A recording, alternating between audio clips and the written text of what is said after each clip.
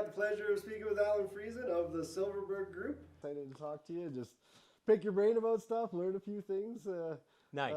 Share some stuff with hopefully somebody that's listening out there. But- I wanted to start by actually asking you one question, because I know you've had different career paths and so on. So rather than try and lump it into one, I was going to ask you, what gets you excited to get up in the morning and hit the road running, right? I am a big people pleaser type person. I like to be able to solve problems for people, and so I enjoy that. Yeah. Here's my inbox. Here's the problem this person has. How can I solve this for them, right? Right. And then also try and be in a proactive way, thinking about how I might contribute to the success of their business. You're a business to business. Yeah. I'm a business to business, Yep. right? So my businesses, my clients succeed if I can help them to succeed Right. by knowing what other businesses are doing and what other tips, what's the best practices, how do you attract the best people, how do you keep the best people, Right. how do you keep those best people healthy so they can enjoy their lives and stay there and contribute. That's really cool. Yeah, so that's my thing. My thing is about health. I'm working with caring employers to help people stay healthy. So Yes.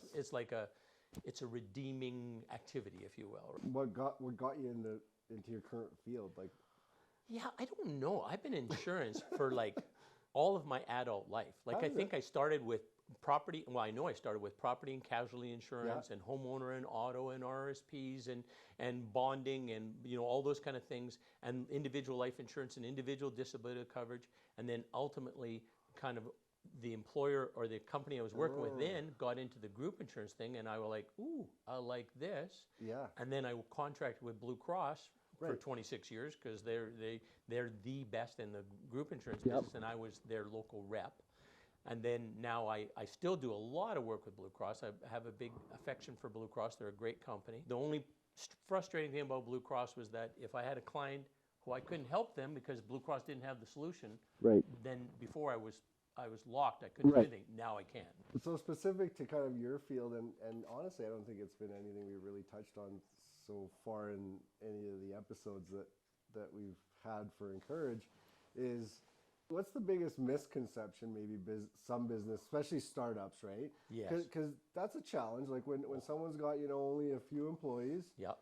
how do they, what their conception of accessing group benefits is. So Yeah. maybe you could speak a little bit to that on for businesses.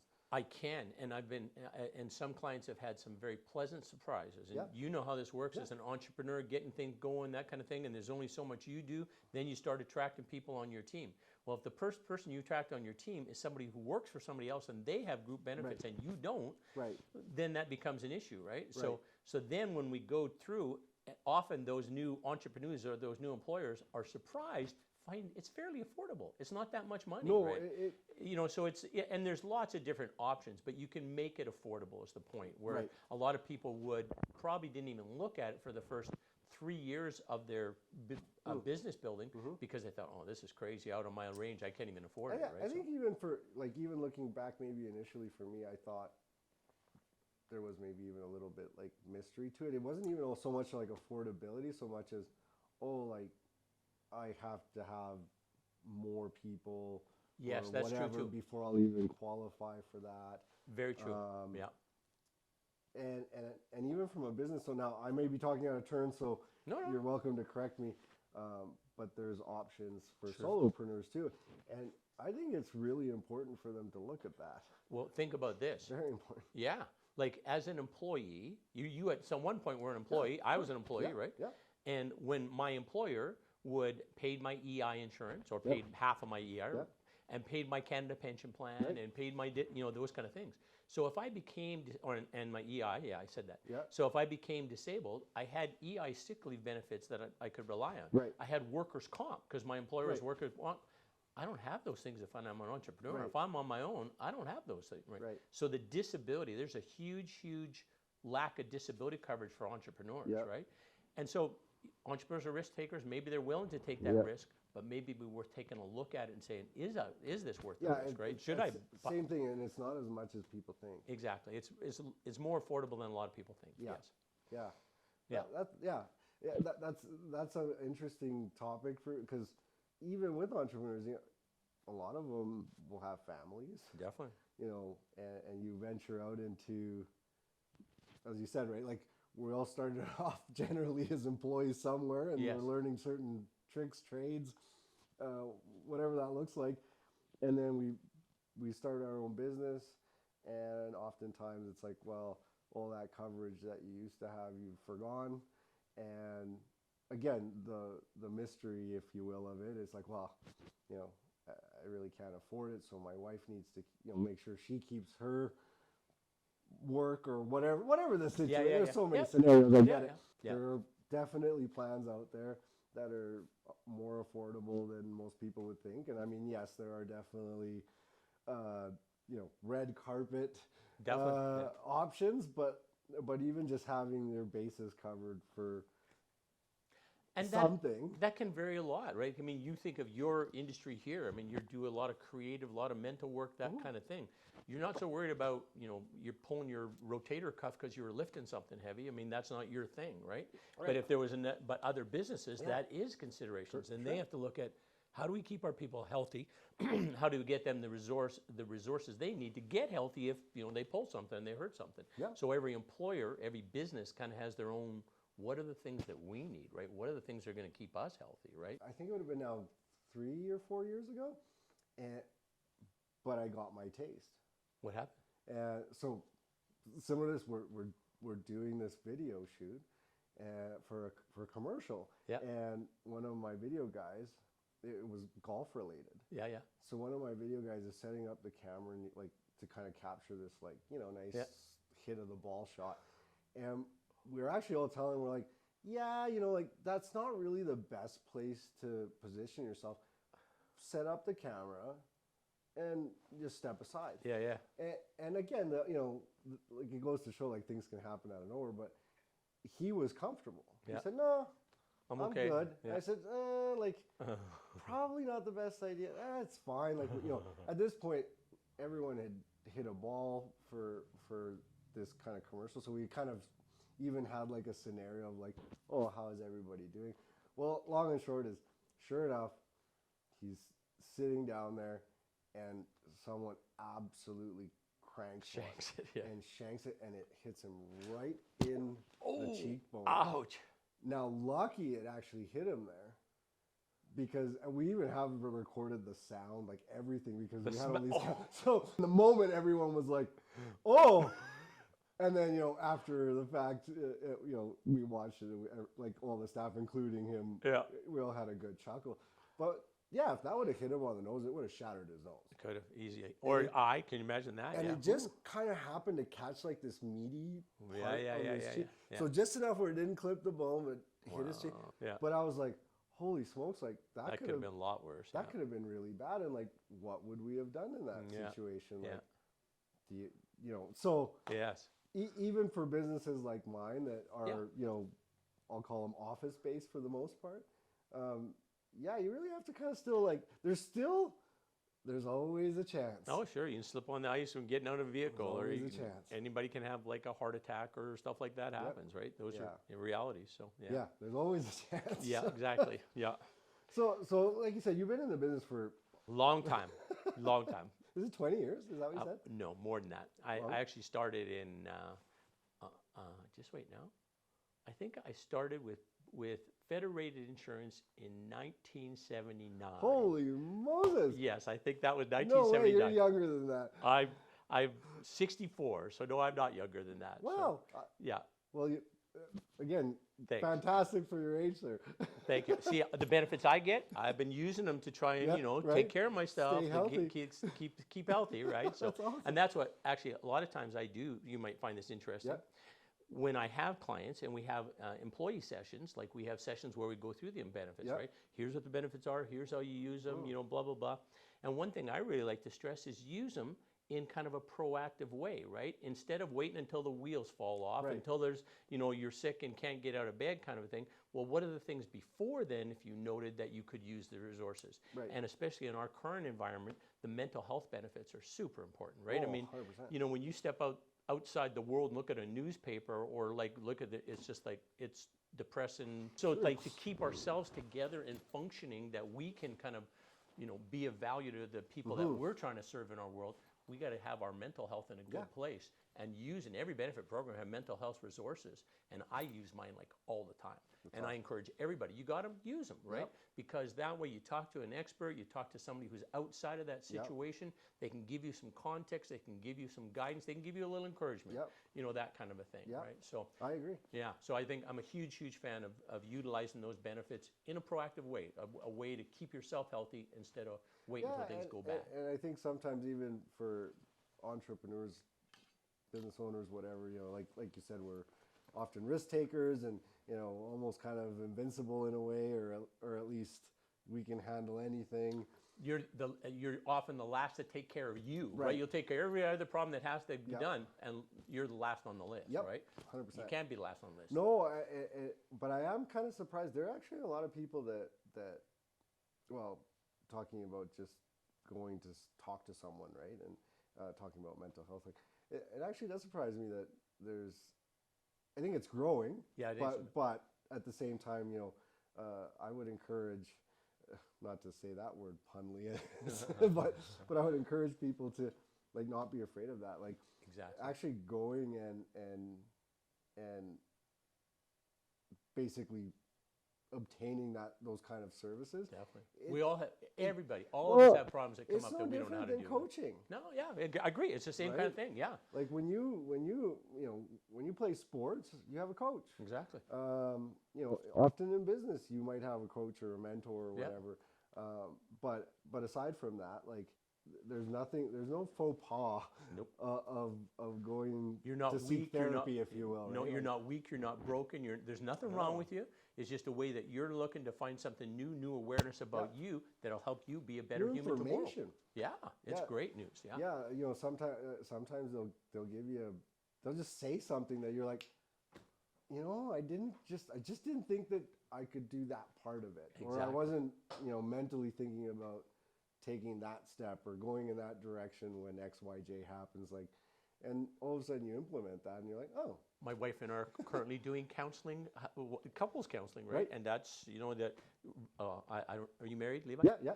Marriage sometimes is hard. I don't know if you found that, but, or maybe it's just me, but I found sometimes it's hard. And so sometimes you need to get some outside resources to kind of help you figure shit out, move things together in a positive way, right? So, yeah. No, it's true. And sometimes it helps just open communication, right? Exactly. Because even business and relationships, sometimes you can get, I like to use the word, you get comfortable. Yeah. So it's not negative. It's just you get comfortable in your routines, you get comfortable in your marriage or whatever. Right. And all of a sudden those routines kind of start to just be there. You're not engaging the same way. You're calling it in. You're not really spending the time. You're not doing the focus and attention. And I agree. Yeah, it happens. And it's just like a lost focus. It has nothing to do with, in terms of business, not being passionate. And we sometimes just forget about the little things that we do. It's like, man, I didn't ask my wife how her day was today, right? Exactly. Yeah, that's sweet. That's a small thing, but what a big difference it makes, right? Small. So, yeah. But it now adds that extra 5 minutes of making a connection, whatever it might be. Everybody's got different situations, different opinions, different life, right? Like we were talking before, Levi, this series, the one that you do here, this is about connection, right? This is about, connecting us with other people.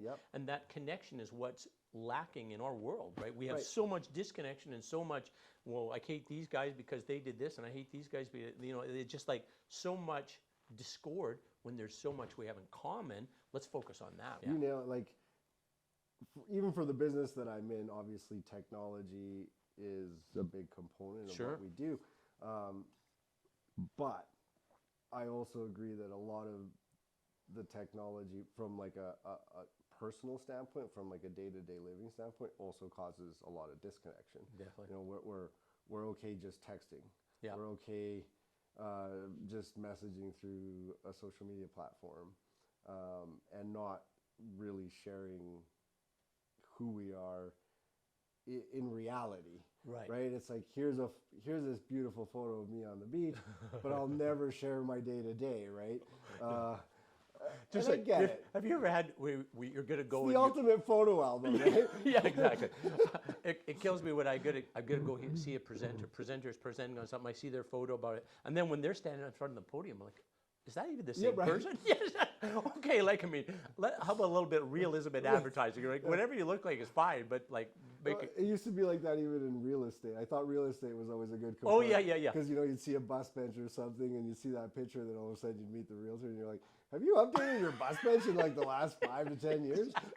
I never got that photo. Yeah, exactly. And like, it's not a dig. It's just like, Yeah. they never really thought of just updating their picture, I guess. Yeah. And, so yeah, that part is funny to me. But Yeah. but yeah, no, the connection part is huge, and so trying, even for myself and through like a series like Encourage, like you said, I'm trying to find those ways of creating connection, even though we're still doing it in a way digitally, because everybody's busy and everyone's got their businesses to run and their lives to lead. So, still trying to connect when it's convenient for them to connect. Yeah.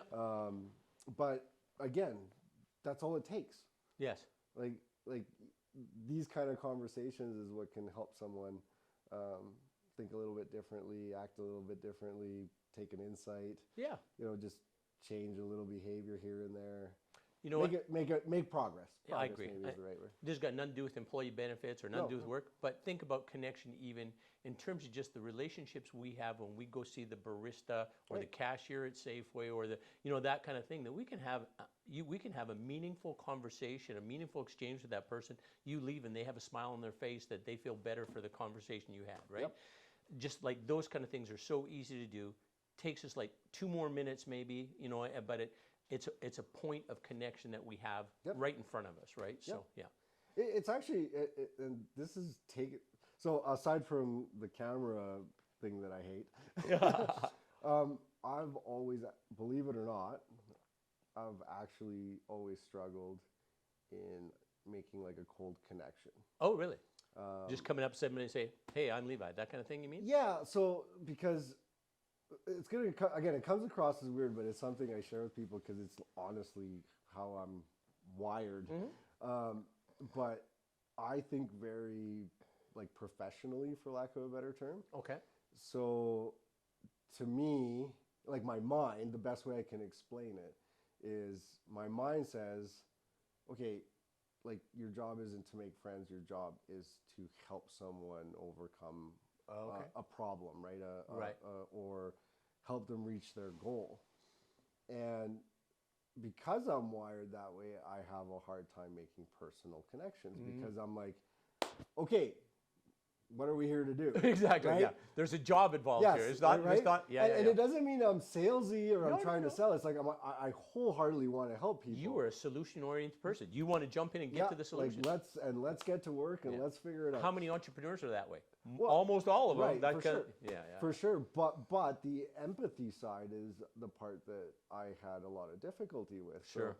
So people would want to, friends even within the industry would be like, hey, come have a beer, right? Let's go for a beer. I'm like, yeah, I don't want to go have a beer. Like, I want to go home and spend time with my wife. Yeah.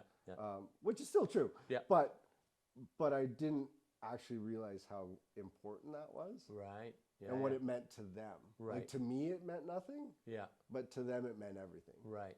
And so I had to get out of my own head to be like, hold on here.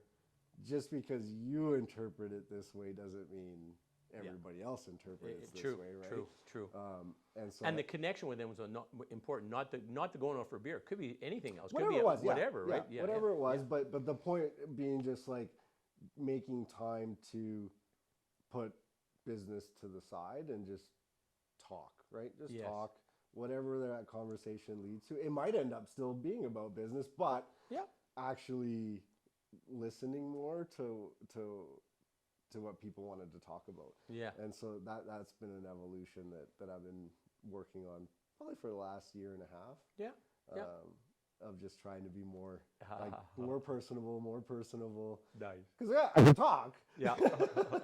But yeah, But also in that, like, I mean, you're a very personable person, but taking the time to do it as well, that you can like put whatever's in your calendar aside Yeah. to have this conversation, Right. right? You know what I mean? That's a big difference too, well, right? and that's taking time too. Like I'm not gonna put pixie dust on it and be like, oh yes, this was just easy and magical. I mean, it's taken a lot of years to get the business to a place where I don't have to do every single component of it. Right. I'm still a pivot. Like I still consider myself the pivot. Yeah. How long have you had Outrageous? Since 2008. 2008. Yeah. Okay. And then doing kind of the same thing within Lethbridge since 2004. 2004. Okay. Prior to that, I lived in Guatemala, but but so I've been putting in a lot of time to get it to a place where I'm not every role. Right. Exactly. And I don't have time for, and I think that was part of it. Like going back to what I was just saying, sure. Part of I think what turned me into that like professional mentality only was I didn't have time to be anything but when I was by myself. Makes sense. And because I did it as a solopreneur for a number of years, that became the habit. Yeah. Solopreneur working 16 hours a day. Yeah. How much time are you going to have for like other things? You're Right. just like, this is the task I got to get to, boom, boom, boom, do Yep. the next thing, right? Yeah. So yeah, that makes sense. Yes. Yeah, and But now you got some good team members, Yes, you're right. You're kind of, good, Yes, good. yeah, and just trying to evolve that way. So that part's fun. That team members, when we talked about like a company where you start off as an entrepreneur, solo entrepreneur, and then you find you have the need, you got to get somebody else. And that's what I said, that's often a point where I meet them because they say, I got to get a group plan because Right. this guy had a group plan, right? Right. And that's often where they're surprised that, oh, well, this is really affordable. I could have done this before. Like, if I would have known that it's not that bad. For So is pricing, that how I'm trying to find the best way to ask you the question? But like, what have you found the best way for you to attract customers? Yeah, so it's a good question, and I've been doing this a long time, and I'm kind of lazy. I don't go marketing much. No, that's fair. I have a lot of it comes to me through referrals. A lot of business comes to me through referrals, and so my primary objective, my primary focus, is to make sure my clients get looked after very, very well. Right. Because my clients get looked after very, very well, I'm satisfied that I'm doing the job for them. Right. But then, secondly, they're going to be sources of referral for me, Right. right? If I'm doing the job for them. That's awesome. Yeah. So that's kind of how it works. So the other. Yeah, that's kind of my That's focus. the goal of any business. So realistically. Yeah, exactly. That's right. Like marketing aside, in terms of Yeah, unless you're selling something that's a one-shot thing and then, like it's a Right. one-time transaction kind of thing, Yeah. that's a little different deal. But mine is definitely a relationship, right? Yeah. I've had clients I've had for more than 25 years now. So, again, helping people who are listening, like, what are ways that they can maybe extract from other people in business about attracting customers? Because you're talking referrals, right? Mm-hmm. Well, at some point you started without that. Exactly. What did you find, in those moments, I guess? What was working for you in that time? Because I think a lot of people get stuck sometimes, especially in the type of business that you're in, right?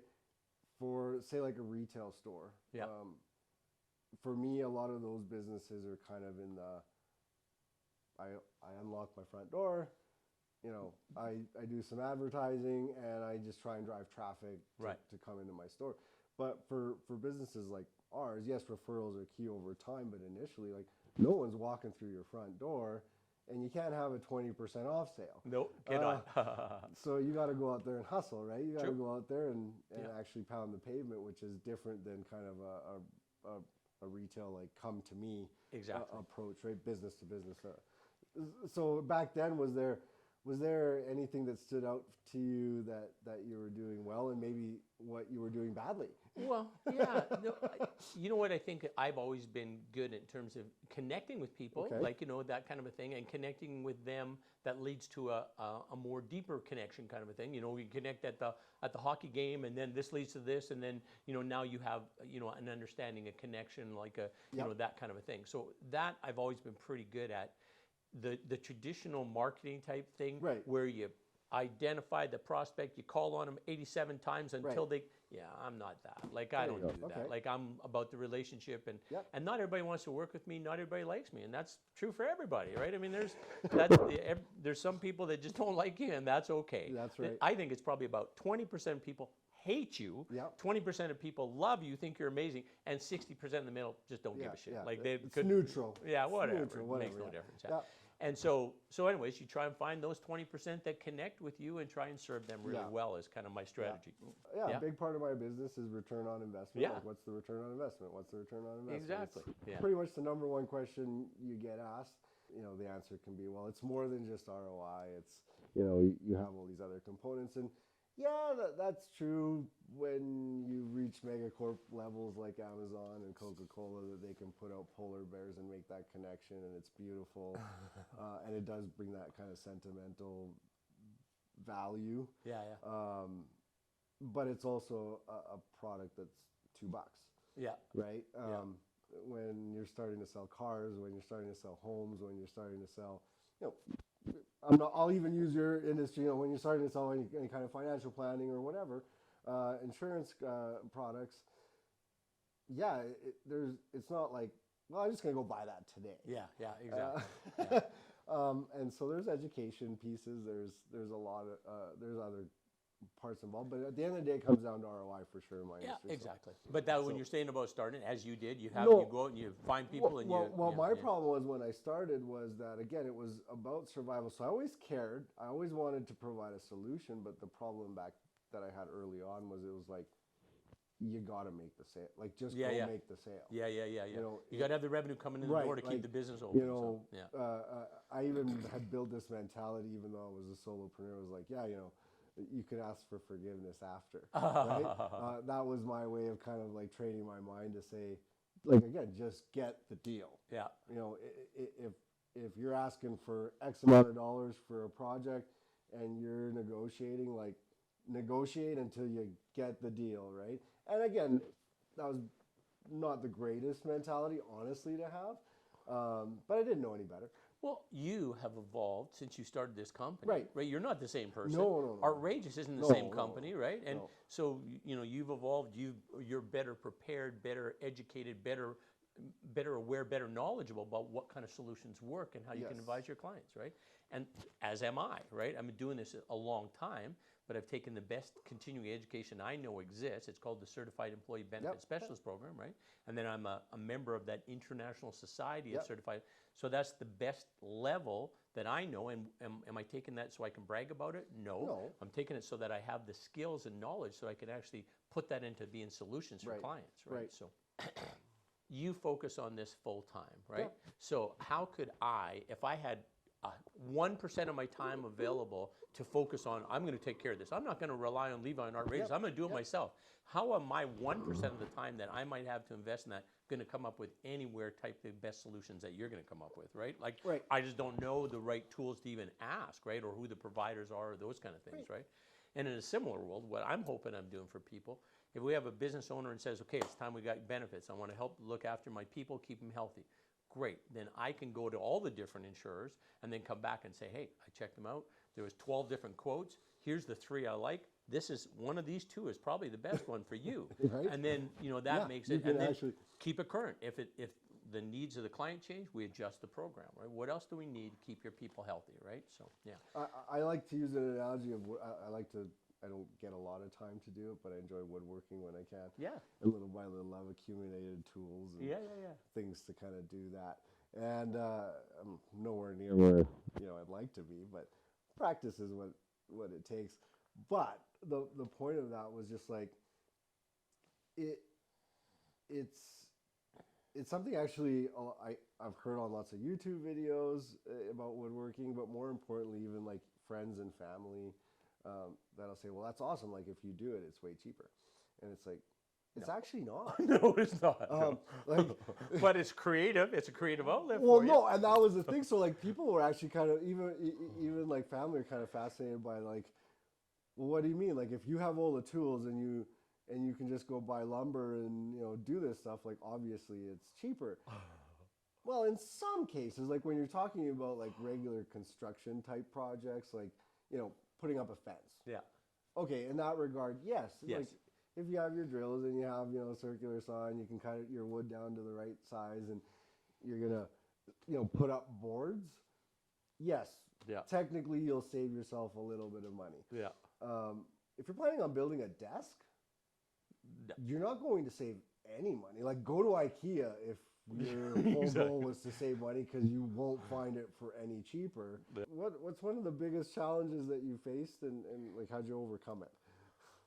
I know that's a big open-ended question, but Well, and it can be personal too. The point is just to I'm really tell make you the connection. a business situation Okay. right now it's driving me crazy. I'm not going to name any names Sure, or anything, but sure.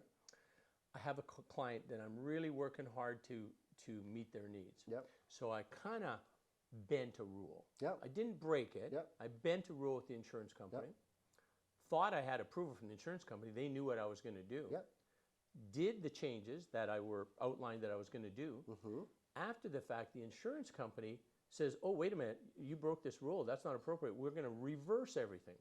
So in essence, what they've done is these people who couldn't afford their premiums, then we got them into a lower cost plan that they could afford. Yeah. The insurance company says, "Oh, that's not appropriate. We're going to reverse this. We're going to have back premiums for all these people for these months when they couldn't afford the premiums initially. Now they're going to have back premiums." So I'm still fighting with this, and it's driving me crazy because the insurance company is being totally unreasonable and totally unfair. Right. And the negative effect, who's it impacted? It's impacting people who were paying a lot of money for their disability coverage because it was fair, but a lot of money for their disability coverage, who aren't making a whole bunch of money, and now they're going to have a big premium up on it and back premiums. It's like I've never had this experience in all my life insurance, but it's so essentially, if I understand, so back premium meaning they want to back collect on. Exactly. They said, if you were the employee, they said, "Hey, 3 months ago, you made this choice for this plan, lower cost plan at lower benefit, lower cost, right? Yeah, you can't do that. You have to have the higher cost plan, and we're going to go back and you need pay another $150 a month for the last 3 months." But it is an insurance company that I've had a tremendous amount of respect for, but I think they're, in this case, they're off base. And so I'm going to do my best to try and solve this problem. Yeah. So that's an ugly situation that I'm working with. Wow. Never had in my life, but anyways, we'll get through it. All right, fair enough. It'll work. And I kind of asked you this earlier in a way, but now I'm being a little bit more direct. You know, being in business as long as you have, doing what you're doing. Yeah. It's because this question is more geared towards people that are maybe just starting a business. What's something you wish you would have known then that you know now? That's a good question. I don't know if I have a really good answer for it. I know one thing. Just when we were talking about the whole solopreneur thing and how busy you are and how much work you have to do, and that was kind of I started off and I was working crazy hours, that kind of thing, right? So I wasn't maybe being fair to my family. Maybe I wasn't spending the time I had with the clients that I should have because I wanted the growth, right? Right. Like maybe I spoke to 3 clients where really I should have taken the time to talk to this one more thoroughly, right? So I think just to kind of slow down a little bit and just kind of enjoy the journey a little bit more, right? And enjoy the interactions that you're having, right? And getting the number on the sales form or the signature on the sales form, that's fine. That's part of it. Those things will happen, but that's a secondary thing from the relationship. I think that's actually really amazing advice, honestly. Just spending that little bit of extra time with a solid potential customer and getting to know them a little bit better and understanding their problems and needs, their goals a little bit more. Yes. You might have, and again, I'm just making numbers up here, but that customer may have spent $500 with you. That extra 20 minutes, 15 minutes, and getting to know each other a little bit more and really, really listening and understanding someone's situation could have made that customer $2,000 customer. True. Or whatever the number, and right? could have benefited that customer that much better, right? Yes. That, you can help me with this. Here's my problem. Always towards the customer 100%. Yeah. But the point being is like the slowing down part is if you actually slow down, you'll put better focus onto your customer's needs and wants and goals and problems, and you're going to actually recommend far better solutions that will ultimately, at the end of the day, earn you more revenue. I agree entirely. And so you'll spend less time chasing your tail Yeah.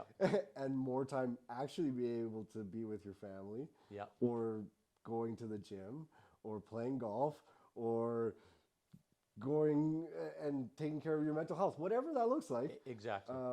You'll actually do a lot more. And from a human perspective, it would have been a richer conversation, right? 100%. More present. We're right here. We're having this conversation. We're connecting, right? I understand what you need. Yep. I know how I can help. That kind of thing, right? Right on, Alan. Thank you All so much for your time today.